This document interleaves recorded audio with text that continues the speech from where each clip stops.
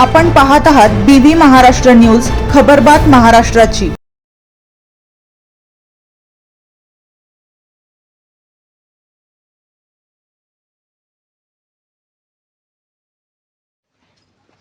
आराई गावात खरीप हंगाम ई पीक पाहणीला सुरुवात। बागलाण तालुक्यातील आराई गावात हंगाम 2026 अंतर्गत ई पीक पाहणीचे काम प्रभावी व पारदर्शक पद्धतीने राबविण्याच्या अनुषंगाने आराईचे तलाठी राजेश सुरवसे यांनी मौजे आराई येथील गट क्रमांक 256-1 मधील शेताच्या बांधावर प्रत्यक्ष भेट देऊन पिकांची पाहणी केली। यावेळी संबंधित शेतातील पिकांची सद्यस्थिती, पिकाचा प्रकार तसेच लागवडीखालील क्षेत्राची प्रत्यक्ष पाहणी करण्यात आली। तसेच ई पीक पाहणी प्रक्रियेबाबत आवश्यक माहिती घेण्यात आली। ई पीक पाहणीद्वारे शेतकऱ्यांची आपल्या शेतातील पिकांची अचूक व वस्तुनिष्ठ नोंद करणे आवश्यक आहे। या नोंदीमुळे पिकांची अधिकृत माहिती शासनाच्या अभिलेखात उपलब्ध होण्यास मदत होते। तसेच विविध शासकीय योजना, पीक विमा व नैसर्गिक आपत्तीच्या काळातील मदतीसाठी ही नोंद महत्त्वाची ठरते।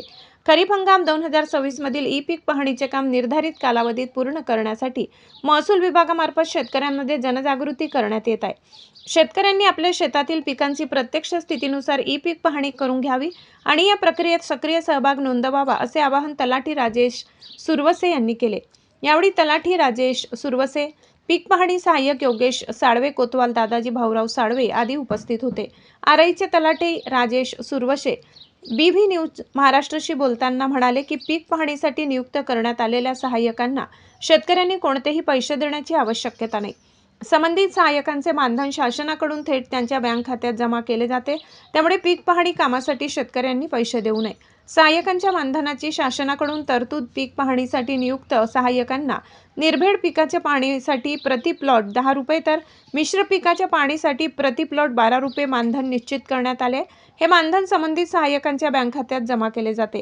आराई गावासाठी योगेश साळवे व अभिजित शेटे या 2 सहाय्यकांची नेमणूक केली आहे। तरी शेतकऱ्यांनी संबंधित सहाय्यकाकडून अचूक पीक पाहणी करून घ्यावी, असे ते शेवटी म्हणाले। बीबी न्यूज महाराष्ट्रासाठी संपादक विनायक इनामदार।